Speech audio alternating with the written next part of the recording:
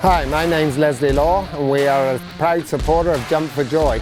We've been using their portable cross-country jumps now for about 10 to 15 years. We love these jumps because, as you can see, they're very easy to move. It would only take another person on the other side, and I could place this fence wherever I wanted to very easily.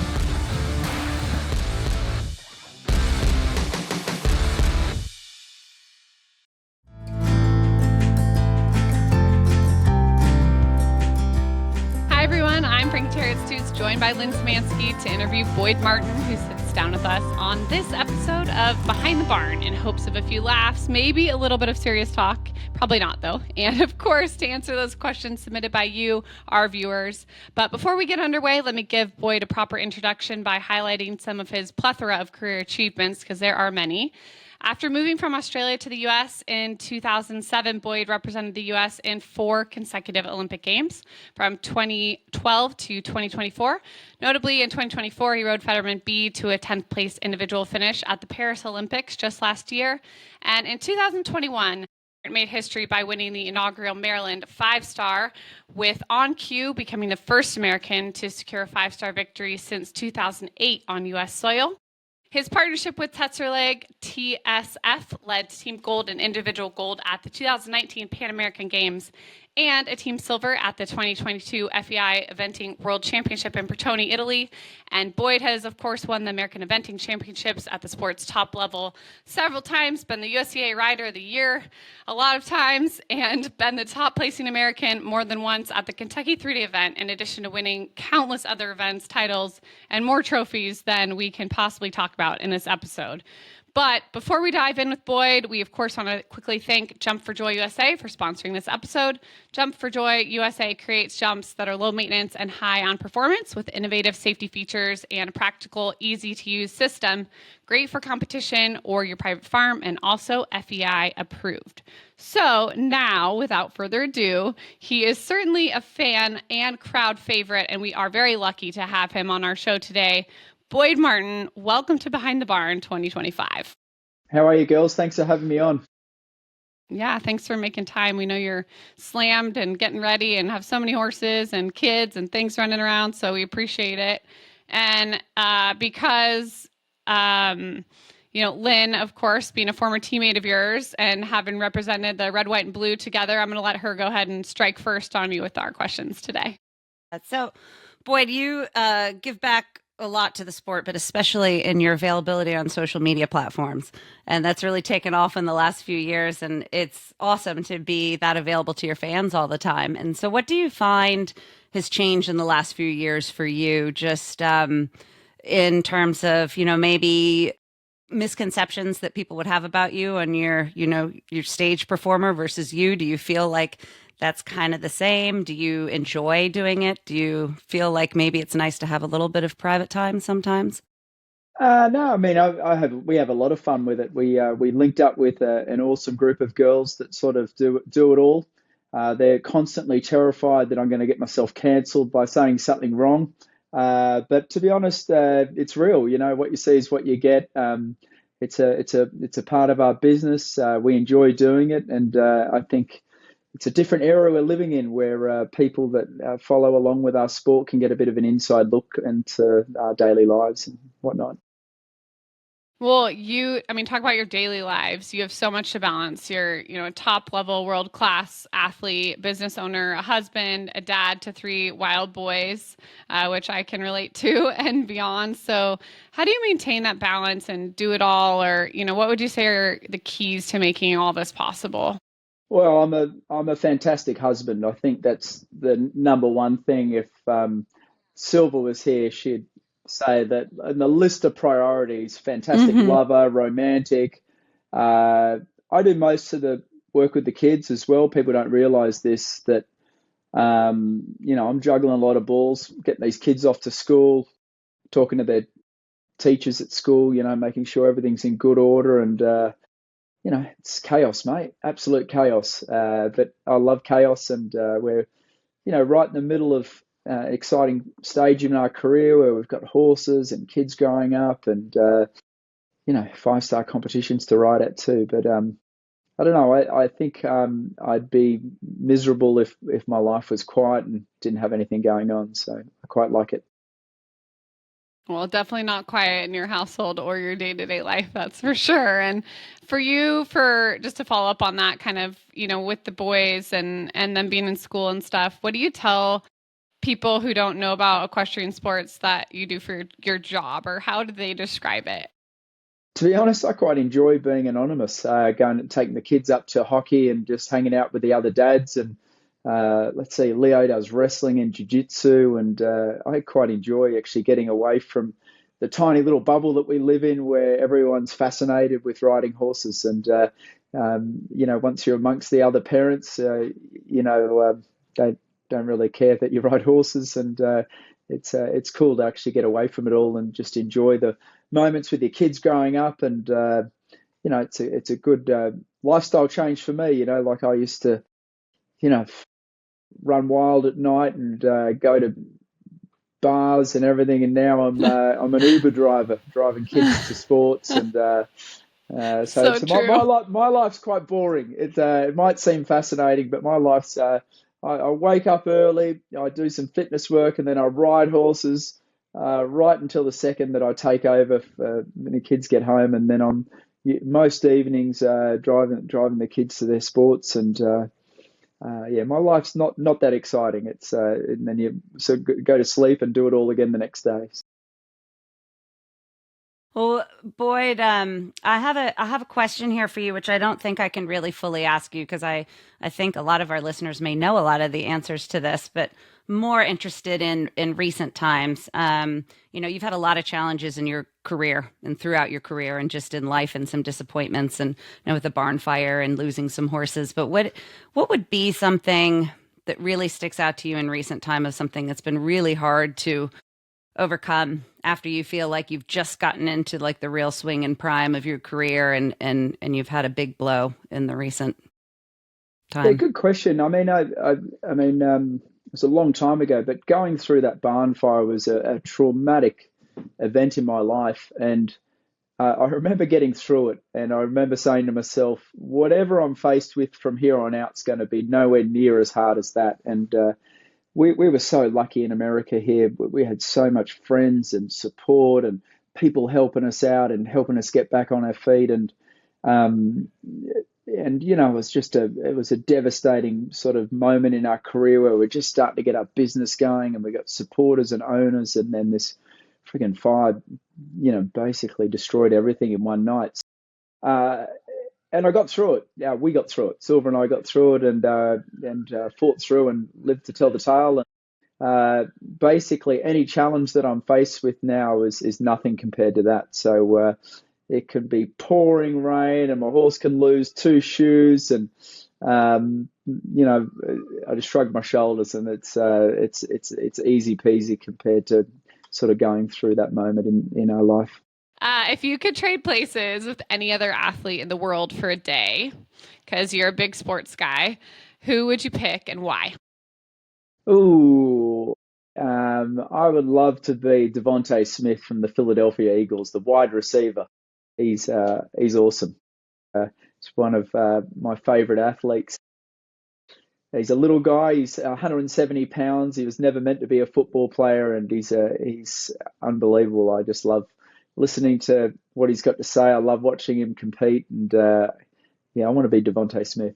And he makes like 72 million bucks a year too, so that'd be nice. Doesn't hurt. It's a bonus. Well, Boyd, talk to us a little more about your strategy on cross country. I mean, it's something that you probably don't even think about that much anymore, but has that evolved over the years? And especially your strategy leading into, one of our biggest five stars in the world, but something that's been a staple for decades now for you here. Tell us what your final lead up is in preparing the horses, and then what you do specifically on cross country day with them. Well, I've been in this racket a long time now. I rode around my first five star when I was 19 years old. So it's been horse after horse, year after year, and every horse is an individual. The hot crazy ones, I'll probably give a pre-ride in the morning. The the more laid back ones would just go for just a hack, and get out of the stable. I've been lucky enough to surround myself with wonderful mentors, and I think here in America, Philip Dutton and Eric Devander and champion cross country wizards, eventing Jesuses that are sort of in my ear and also giving me advice. But the hardest thing on cross country day is it's easy to talk a big game now. Like what are we, a couple of weeks out? You sort of, I'm going to go for it and I'm going to make the time and yada, yada, yada, yada. And then as the time gets closer, it's very easy to start doing the backward dance. You get to cross country day and it's pouring with rain and the course is riding hard and then you down to 10 minutes to go. It's very easy just to say to yourself, oh, wouldn't it be good if I just got around and what's his name? Buck Davidson took the option there. I better take the option as well. And it's the closer you get, the easier it is to sort of talk yourself out of really going for it. And you want, if you want to be a champion and you want to win something like this, is you can't hold back. You've got to throw caution to the wind. You've got to roll your sleeves up, and as soon as the starter says go, you've just got to go for it. And now, by saying that, some of the horses are a little bit greener and a little bit more inexperienced, and sometimes you're on survival mode. But this year I've got a couple of seasoned campaigners, so I've just got to stick to my deal that we're going to have a good crack as soon as we get going. And have you filled your water jump extra high to practice for what it looks like at Kentucky now? Yeah, I heard it. I heard it. So I watched the news this morning as people going around the streets of Lexington in a dinghy, That's wild. in a boat. Yeah, it's crazy. Anyway, it'll dry up. We got a couple of weeks Be to dry perfect. up here. Yep, you never know what you're gonna get there. We've had everything from snow to rain to all the things in between. But for you, what's your guilty pleasure snack after a long day at the barn?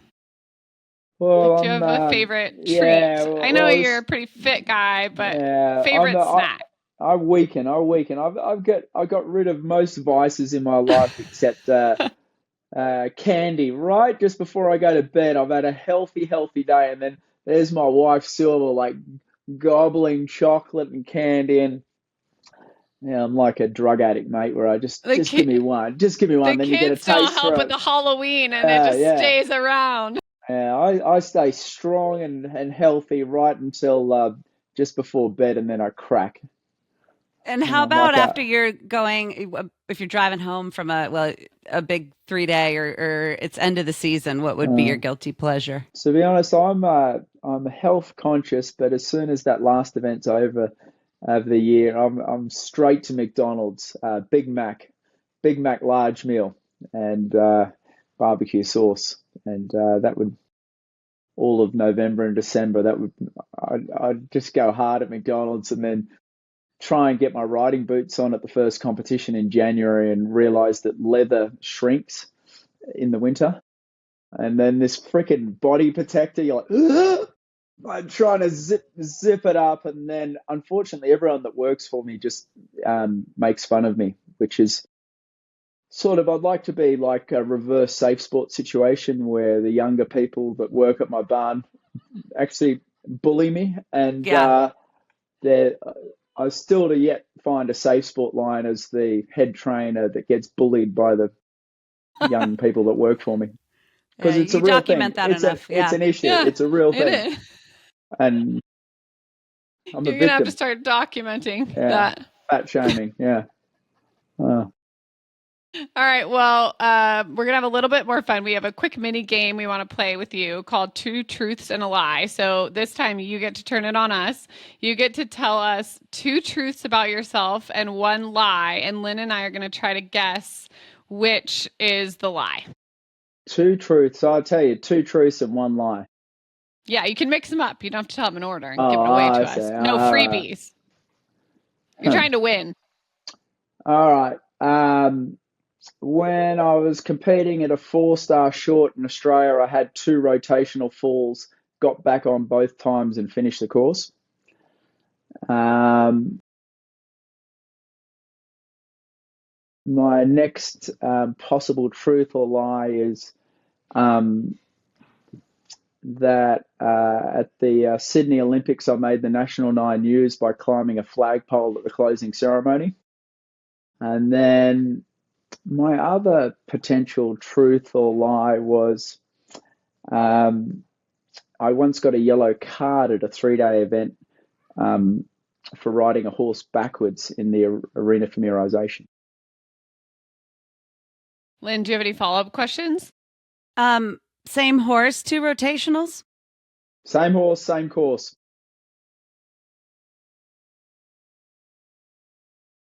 Okay. It's a hard one, honestly. Well, I gotta admit, they're all true. Well, that's first for us. We should have known better. I couldn't think of a lie. So, what year approximately was this two falls, 2 rotations? Goulburn. Well, it was back in those days. It was called a 3-star instead of 4-star. Yeah. And it was a horse called Rubicon. And I tipped him over at the water jump. And they caught him, and then I got back on. And then later in the course, so you were also wet. Yeah, and then it tipped over again at this big corner, and I was like, I've had enough. And the jump judge was Irish. He goes, "Come on there, get back on, get back on." Threw me on, and the next jump was the biggest ditch brush you've ever seen. And I galloped down there, and he made it over it. Wow. And you completed. Completed, yeah. Wow. Yeah, got it done. Show jump the next day. Grit. I racked up a bit of time penalties for catching the horse and 60 per fall. Okay, well, we involve the fans. We know you like to do that. We involve the fans this year, and we think they have the best questions. So we have a few for you from the audience. The first one is from Colette, who wrote us to ask, what is your best advice for someone who's lost their confidence due to a tricky horse? Ooh, Colette, it's the golden question, mate. There's no other way to get your confidence back but just get out there and keep going. And try and, when I say get out there and keep going, try and get going again, doing something that you're likely to be successful on. But the only way to get your confidence back is to get back on the horse.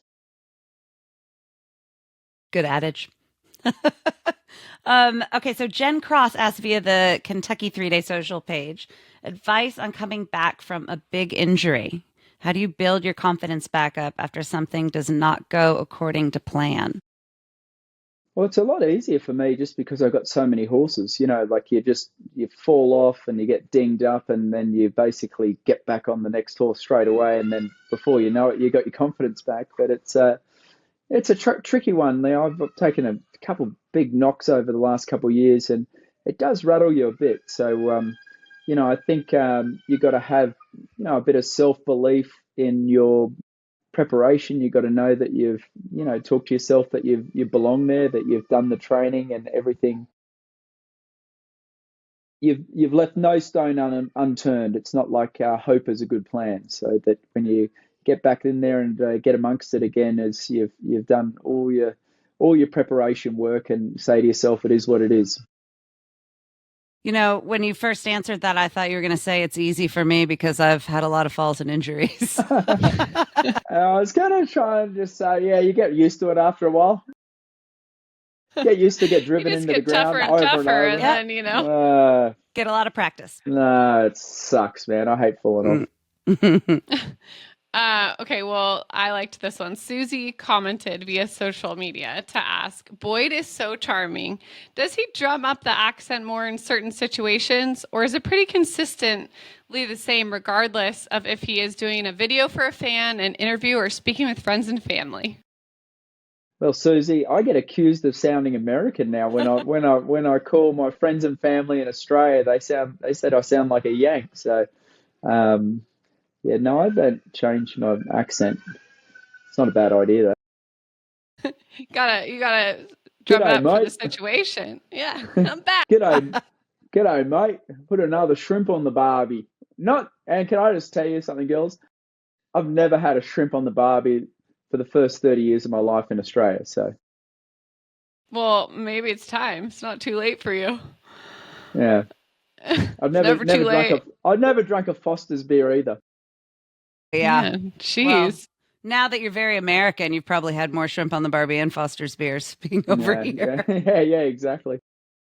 Well, Boyd, you've had so many horses at Kentucky over the years, and it's such a special place to come back to.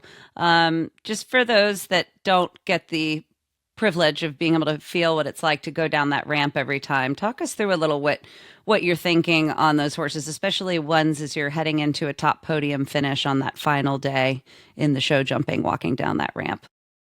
Well, it's just the build up and the preparation I really enjoy. It's months and months of work and galloping and improving yourself, improving the horse, and and then you get to the competition. And honestly, the final days leading into it is not that enjoyable. You're sort of ultra focused and you're concentrating, and at a big event like Kentucky, you're sort of getting pulled in every different direction at the same time. And I think for me, the biggest thing is to take a deep breath and sort of look around and say, you know what, it's an absolute honor and privilege to be here in this sport and in this position, riding a horse around this.